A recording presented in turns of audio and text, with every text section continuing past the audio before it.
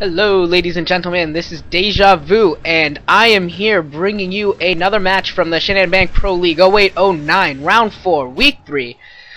Whew, that is a mouthful to say every time, but you know, it's gotta be done. And this match is going to be the Cool Sparkyz, not OGN Sparkyz, but the Cool Sparkyz. I don't know how to say that middle word, Hite or Hite, Cool Hite Sparkyz. I'm just gonna call him the Cool Sparkyz. And KTF MagicNs.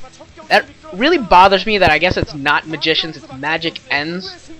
They might as well just make it magicians because it sounds cooler, but whatever. If they want to be MagicNs, that's on them.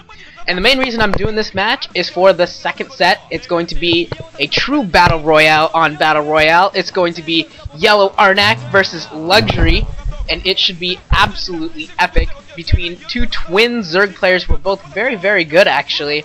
And that should be quite a treat once we finally get there. But first, we've got to go through another ZVZ between Hogil for Hite, Cool Sparkyz, and Hoejja for KTF. Both these players are not that well known, I'd say, and here we go, we're starting up. Both of them are pretty new. Hoejja did have that one game against Bisu that was pretty awesome in the Proleague. I think that would have been the semifinals last year, maybe it was the 4th versus 3rd, something like that. Anyways, Hogil is going to be spawning at the 9 o'clock position, and Hoejja is going to be at the 12 o'clock position.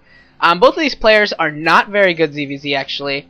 Hogil is 2-7 for a grand total of 27%, but, he is not the worst ZVZ player in this game. That player is Hoejja. He is a whopping, get this, 0-5.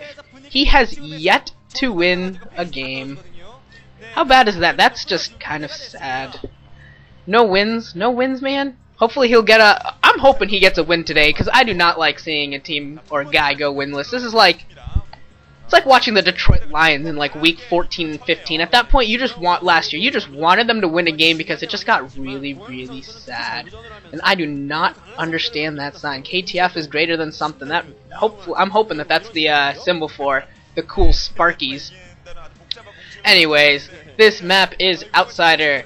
So, as you know, it probably won't get to that, but if it does, you do have expansions both at your front, natural, underneath your ramp, and then there's a back ramp that takes you to a back mineral only that if you trick a drone through or drop it over, whichever way these players decide to choose if they want to, there are gas expansions or gases on the opposite side of the mineral lines, and you can even just place a hatchery and get 2 gas because there's expansions like back to back next to each other.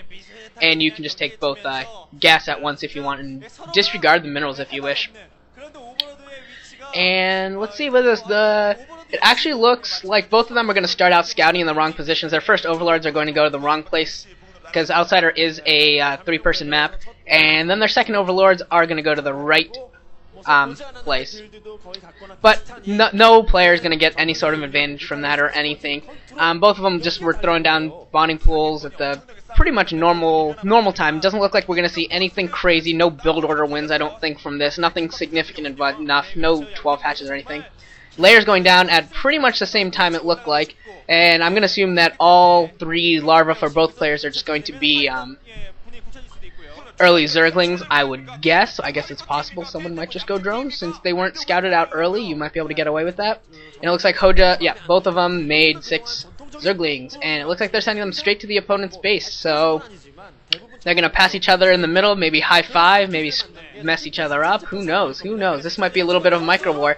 If actually Hoejja's Zerglings were a little bit more split up, so he's forced to back off a little bit, but he does produce 2 more, so he's at 8 now. I assume that yeah, it does look like Hogil's gonna be reinforcing with his own Zerglings, but since Hoejja's Zerglings at first came in like 2 packs of 3, and Hogil's came as like a pack of 6. Hoejja was forced to retreat, and otherwise he would have risked getting surrounded and losing a couple Zerglings there, and then he would have been at a huge disadvantage.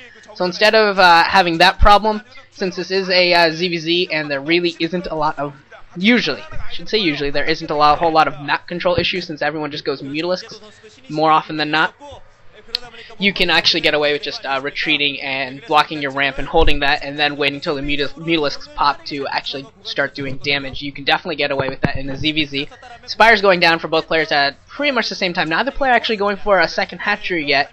A lot of times you'll see them in the main. It's pretty risky to put them at your expansion, but we will see. And it looks like Hogil is actually coming out with the drone. He's going to his natural expansion, and he is going to throw down a hatchery right now. And we'll see whether or not he's able to defend it, because that's always the issue whenever you go for an expansion in ZVZ, is that there's two places now that you've got to watch for Mutalisks. That's two places where Zerglings can run to. And it looks like Hoejja's just going to throw his second hatchery inside of his base. So it's going to come down to whether or not how fast Hoejja finds out about that hatchery, and how much damage he's able to do and take advantage of the fact that Hogil has two places to defend. And if Hogil can get advantage and get an extractor up at his second base and have it mining for a little bit, the game will be over very, very quickly, because with more gas, Hogil will just have more Muta, more Scourge, and there will be nothing that Hoejja can do. But yeah, it does look like Hoejja is not getting a scout off really at all. His Zerglings are obviously still blocking his ramp. They can't move out too much. I think he sent like 1 or 2 out randomly here and there, but nothing too big.